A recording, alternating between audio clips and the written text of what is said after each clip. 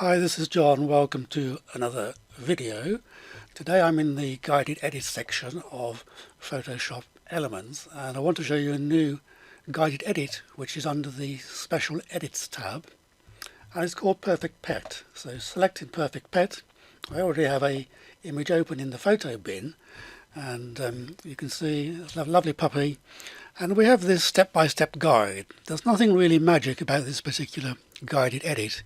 It's really for beginners to be given a walkthrough on the type of tools to be used for different parts of the job. So the first is crop and straighten. I don't really need to crop the image. It's quite well balanced with the puppy in the center. So I'm going to go to section 2 and click on remove dirt and spots. I always suggest with this guided edit that you keep the tool options open so that you can see exactly what you're using, and we're using the healing brush here to remove dirt and spots, and it's set to proximity match, which is the correct setting. So this spot up here is quite distracting, so I'm just going to adjust the size of the brush so it takes in a little bit of the surrounding pixels, and just click once, and as you can see that cleans it up quite nicely. The rest of the image looks okay, so we can move to the next section, which is remove collar and leash. Well, we only have a collar in this case, so let's open the tool options again, and we can see that we're using a clone tool here to copy from one part of the image to another. So if I reduce the size of this brush and then hold down the Alt key, I can sample this fur here by clicking once and then copying it over the collar. Now that's not done a very good job, so I'm actually going to suggest that in this case we don't use the clone, but we use the first tool, the remove spots and dust. So now I'm going to stay with this healing brush because I think it will do probably a better job than the clone tool of removing the collar. So just by clicking over there like that, you can see it sort of blends it in with the rest of the fur.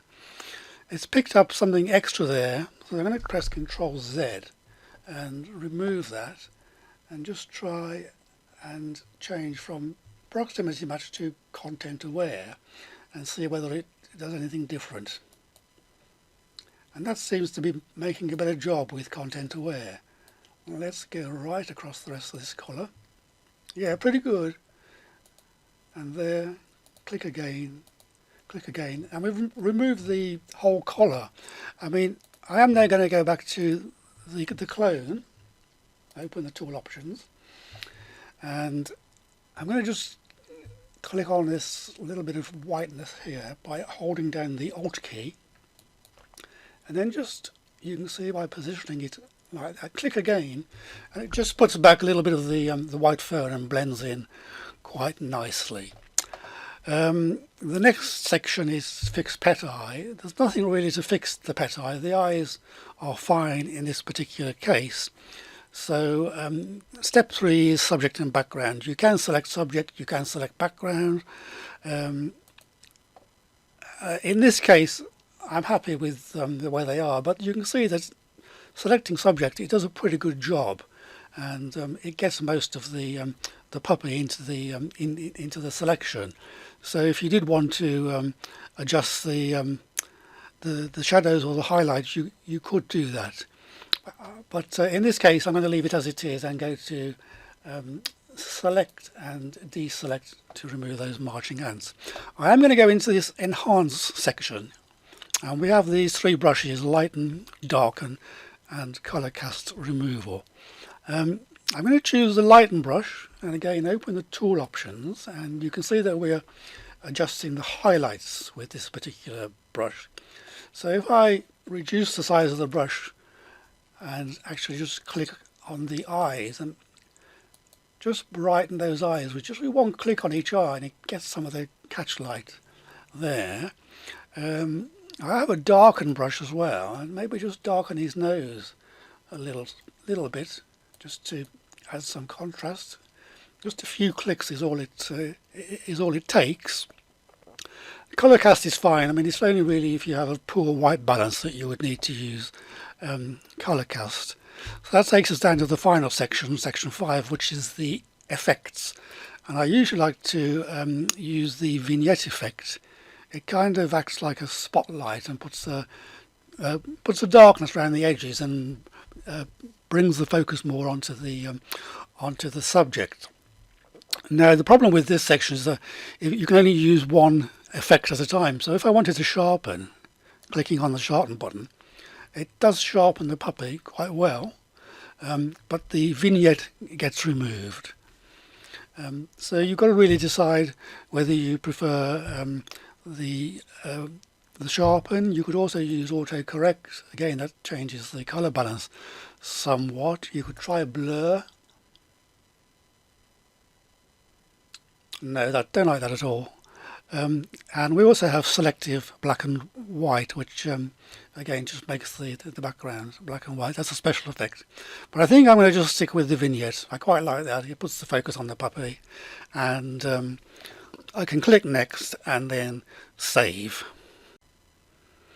Let us look at another example, going back into the special edits and choosing Perfect Pet.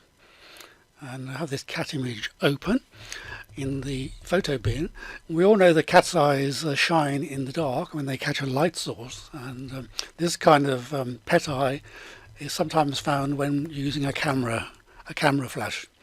So the first step with this guided edit is I'm going to crop the photo and bring in the left hand edge and make it into more of a squarish style portrait.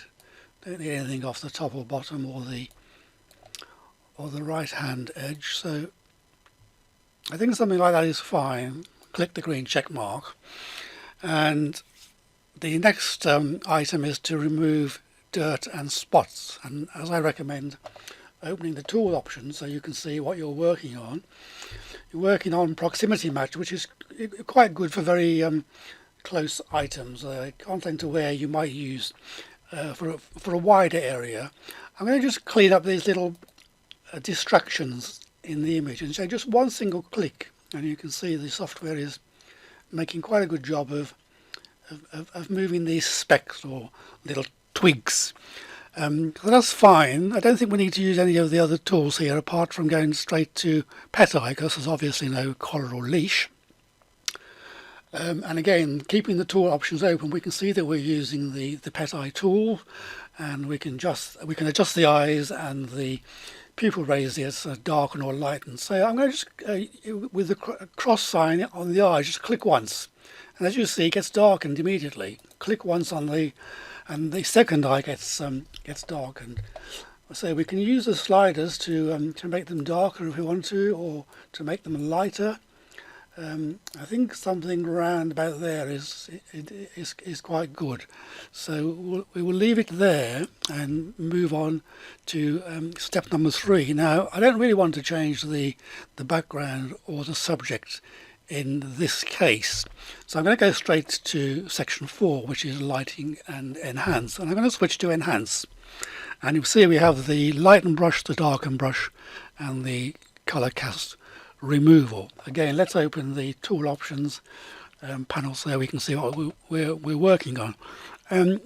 Lighten brush to begin with first. Again, open the tool options, and the midtones, let's try lightening the midtones to begin with, and that brings a little bit more balance between the two eyes, I think. So if we change to highlights, we should be able to brighten up the catch eye. A couple of clicks there, a couple of clicks on that one. I'm not sure the size will do much, but we can try the size slider to the left and to the right. That's not really doing much in this case.